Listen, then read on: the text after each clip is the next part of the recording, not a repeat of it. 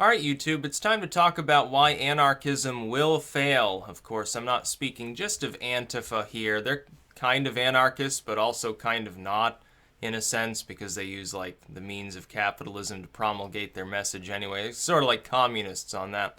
I've spoken of communism before, and I've written a new work, and I'll announce that later on that subject. And I've spoken of like socialism, social democracy, which is a nice way of saying socialism generally, or Marxism outright. But I don't think I've dedicated a video specifically to the topic of anarchism, which I probably should have done earlier, but I guess I'll do it now.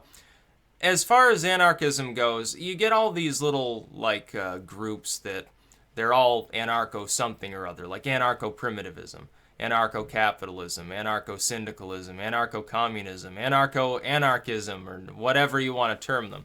And they're all anarchists, more or less. Some of them, though, they aren't. They just use that title, I guess, to be edgy or cool, but really there's something totally different. Like ANCAPs, you talk to the average ANCAP, they're not arguing against the existence of a state. They're not arguing for basically a capitalistic free market society in the absence of really any state strictures beyond, local organization or anything. What they're arguing for is basically libertarianism in many cases. So libertarianism with more emphasis on the economic side and not necessarily really caring about some of the other issues, unless there's profit to be made, of course. Anarchism, though, inevitably will destabilize. It's much like communism. Communism destabilizes in the absence of a state. The pure stateless communism that communists claim is true communism. When you talk about like Stalin or Marx or something like that, when you talk about Mao's China or Pol Pot's Cambodia, they say, oh, that wasn't real communism because it wasn't stateless. Very well then, let's look at stateless communism, which is fundamentally similar, at least in most respects, to anarchism. Same problem. If you don't have a state, if there is no organizational authority whatsoever, it will devolve into mob rule. If you get a group of people together, organization being innate within humanity, it's an offshoot of our own evolution. It's much like the concept of competition or ambition. You get these innate biological qualities in man that were bred into us through evolution long, long ago. Before we even had a hand axe, we already had a competitive urge. We had ambitions. We had the concept, more or less, of being an individual biological being very early on in our development. These things are more or less self-evident if you look at the archaeological record. If you look at, for instance, Catalhoyuk, the remains there, the first significant proto-state of sorts, the proto-city, proto-city-state, rather. And you look at their sort of honeycomb network society that they constructed. Communists would interpret this as, oh, well, there were no, like, roads or anything. People sort of walked on top of or through one another's buildings, so they were sort of communalist. I argue differently. I say if you look at the fact that each of these homes had its own hearth, its own sleeping area, its own apparent ancestral relics as well that were buried literally sort of under the floors of these homes, it shows private ownership. It shows tribalism. It shows a familial structure that was of equal to or greater importance than the actual extended social network of the city itself. It's not communalism. It's also not anarchism. Organizing something of that kind required that there be some sort of means by which they were organizing. And it wasn't simply every man for himself in a competitive system, because such a thing breaks down. The fundamental central reason why anarchism can't work is man's competitive urge. Now, our urge to compete drove our evolution. It made us successful. There are problems with it, and we look at the modern society, we look at mutually assured destruction, or we look at imperialism or something. It can cause some violence. It can cause, in these larger organized systems, it can cause excess, especially if you get a very centralized system. This is the problem with all of communism's offshoots over time. But even in the pure form of anarchism or communism, in the absence completely of a state, man's natural drive is being, it's when Marx says, for instance, oh, religion's the opiate of the masses, because it suppresses people. It suppresses their more natural inclinations. It gives them this false hope, and it doesn't mean anything, and it's abusive. It's abusive to these individuals because it's an organizational structure that grinds them down. makes all these fucking retarded laws and rules that people feel that they have to follow and so forth. Absolutely. The problem is that the absence of a state also suppresses an urge of mankind, which is organizational. The organizational urge is a direct takeoff of ambition and competition. It can be misused. It can become statism. It can become a totalitarian system. It's almost invariably authoritarian to some degree. We look around at the states today that exist in the world, and even the best among them are too constraining. They're too moralistic. The tax rate is too high almost everywhere in the world. Centrality is that problem. It's corporatism and or outright totalitarian rhetoric that really grinds people down today. Not mob rule, not big man proto-dictator like in the caveman days or something like that.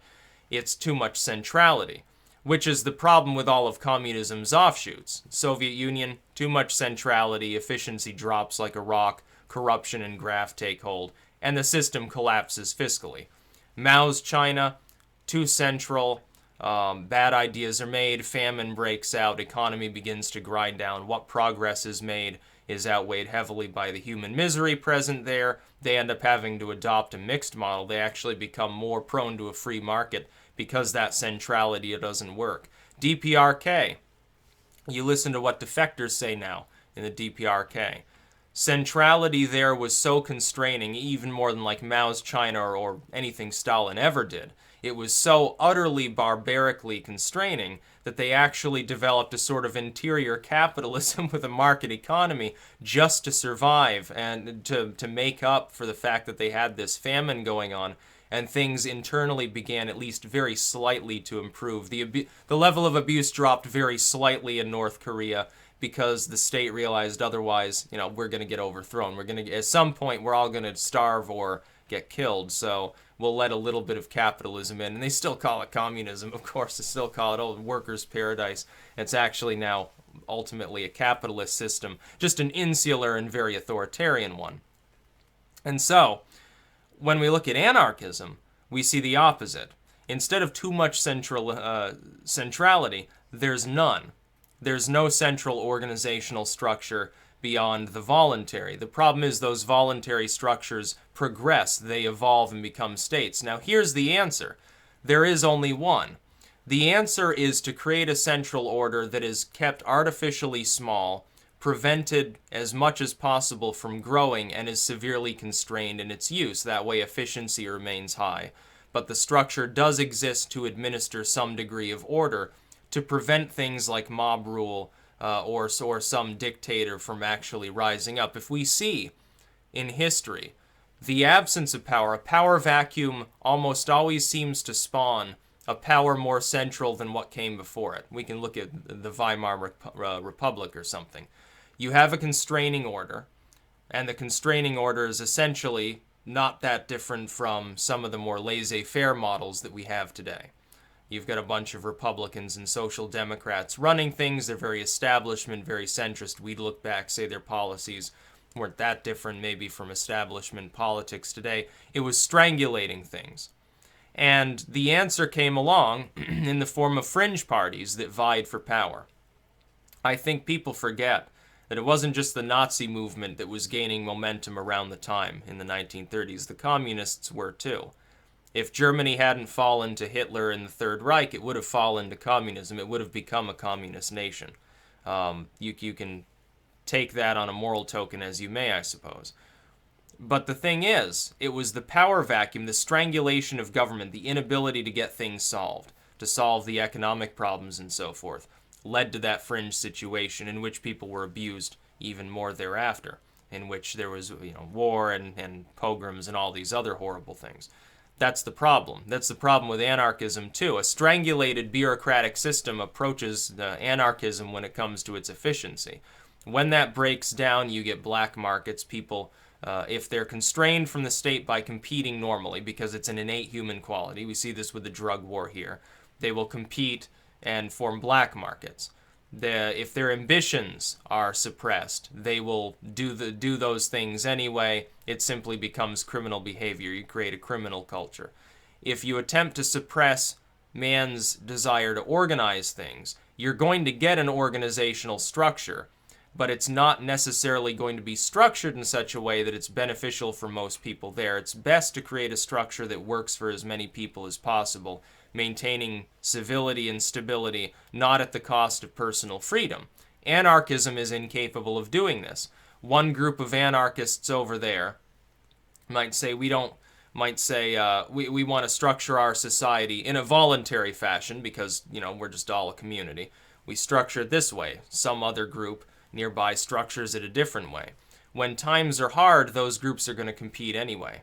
And eventually they will devolve into tribalism and attack one another if things get critical enough for resources. They will attack one another for food. Anarchism can't really create the distribution network necessary on a general scale to prevent this from happening. A republic can, especially a very constrained republic. I would argue, of course, in my opinion, that the U.S. system would work if we just constrained government about 90% more. If we privatized about 90% of our government's functions, dropped the tax rate by a commensurate amount, moved, for instance, away from FEMA and back towards the civil defense, we stopped worrying about maintaining a massive overseas presence and guarded ourselves, and relegated most of that budget to maintaining a nuclear deterrent, we wouldn't have a lot of the problems that we have now. We'd probably also be more respected in the world. Other countries would compete with one another. They'd try to become juggernauts. They'd probably fail because their systems just aren't capable of maintaining it. Neither is ours, by the way. At some point, our system would collapse. If we continue down the path we're on, with more and more centrality, more and more spending, often wasteful and useless, we're going to collapse ourselves. If we're destroyed, it'll be from within. It won't be because somebody else nuked us off the face of the earth, ultimately. If they were, somebody would survive. But can we, socially speaking, can we in a cultural sense even survive the usurpation of freedom in this country because of more and more centrality that very closely now is approximating like a Chinese mixed model anyway? That's essentially the economic system that we use. As far as socially, we've never been more authoritarian, and we keep getting more authoritarian over time. So it's dumb. But anarchism is worse than anything. It's worse than outrage. Even the communists have better ideas than the anarchists do. The anarchist, in their utopian delusion, believes that if the state is simply deleted, that people will leave behind their organizational tendencies. Within communism, they think that if they simply get rid of inner competition, that people will leave behind their competitive drive. These two ideologies both have the same fundamentally biological issue. It's just a different part of that biology that they're utterly violating. For instance, communism can retain that organization, although they call it impure communism if they do. But it can't really foster competition because it's seeking to homogenize, because it must seek to homogenize under its philosophical ethos. Anarchism can perhaps retain competition. Yeah, the anarchists might compete with one another, and it might have some sort of loose idea of currency or a market or something. But it would be unadministered by a state. Organization would take hold. You'd end up with a mob syndicate ruling one group of anarchists. You'd end up with a strongman, like pseudo-dictator, running another group. It would be innate. And it wouldn't even take that long. It wouldn't be that long, because anarchism is not the natural state of man. Our tendency is towards more order, towards more organization, because it's an evolutionary trait. It's part of biology. You're not going to be able to deny it. The proper role, then, of the people is to constrain that organizational tendency, to hold it back, to restrain it through the use of a constitution, through limiting the government, forcing the government in many cases, separating the powers apart to compete with one another. Now, in our system, that's no longer really functioning. We have a constitution. It's kind of ignored by the government. That's very regrettable. It should be changed. That's a problem we can theoretically solve. The separation of powers is broken down. The legislature abdicates half its responsibilities and stonewalls on the other half. The judiciary is too activist in some cases and unwilling to be activist enough in others. We've got a dysfunctional government, but it's not the problem of the existence of a state, it's how we structured that state. The Constitution doesn't constrain the government enough. We need more guarantors within the Constitution to drastically cut the amount of overall productivity the government is ever privy to, number one, to reduce the bureaucratic burden, number two, to eliminate as many moral laws as possible, number three, to prevent perpetual proxy warfare, number 4. And also, I would say, for campaign finance reform to get sort of the big money, the other corrupted organizations, out of the elections altogether, return it to a one-person, one-donation system. If we accomplish that, our system will be perfected. Long term, it will be quite stable. It will still, the tree of liberty occasionally needs a little bit of a shearing, but it wouldn't be particularly drastic. It would be much more stable than it is now. We would have a state, but it would be constrained, and its growth would be extremely slow, much more slow than it has been over the last few centuries under a similar but less constraining system that we've been using. Anarchism, though, is incapable of creating such a stricture. That group of people may decide to go completely rogue and say, oh, well, we're going to start doing things this way. Because we're in a voluntary fashion, we've all decided to do that. And what is at first billed as temporary, remember, among the corrupt, is usually permanent. Oh, give me this power temporarily. Our enemies are going to attack us. These non-anarchists over there have taken up arms. They want our land. Give me commanding power over, people with guns. We'll muster arms and fight them. They go off and fight them and win. It's like, oh, well, maybe we should maintain this force longer. This seems to work pretty well. It's pretty efficient. Why don't we have a group of people, and here's how the proto-state forms. We'll take a little bit of the productivity to supply the basic rudiment of industry to create more ammo and to maintain our arms and to, build some battlements or something. That way, next time this happens, it'll be easier to deal with. And the people will respond positively, especially in times of stress. Famine comes along. People begin to get hungry. Oh, well, we can solve this problem. Maybe we should just go take their land. They're not having a famine. Oh, maybe we need to centralize all of this material and ration it out. Otherwise, our culture will fall. But it's only temporary. Trust us. We'll never do it permanently. Once the famine is over, everything will be fine. Of course, if somebody's corrupt, they're going to make sure that it seems like the famine is ongoing forever so that they can continue to control things. It's the way humans operate. That's why you have to have a system that is constrained, but it has to exist. If you lack that centrality at all, that's what happens. You're going to get it anyway. Decentralized centrality is what you would end up with in an anarchist sort of system. People would amalgamate into groups. They would get into infighting. It's just what will happen. It's innate. It's part of our biological drive. It's the same thing that keeps communism from working.